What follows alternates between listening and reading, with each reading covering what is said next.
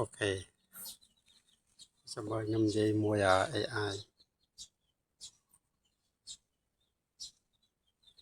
AI មានលុយខ្ចី$20សិនមើល Oh no ហាហា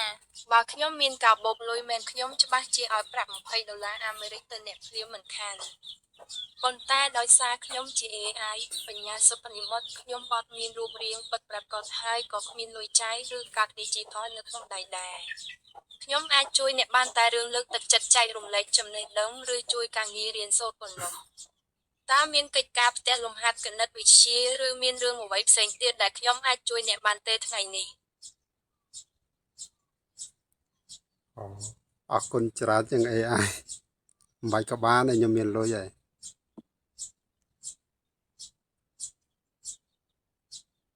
អរគុណច្រើន AI មិនបាច់ក៏បានដែរខ្ញុំមានលុយហើយកុំនិយាយច្រើនពេកអូខេបាទសូមទោសផងដែលនិយាយច្រើនរីករាយដែលមានលុយចាយហើយ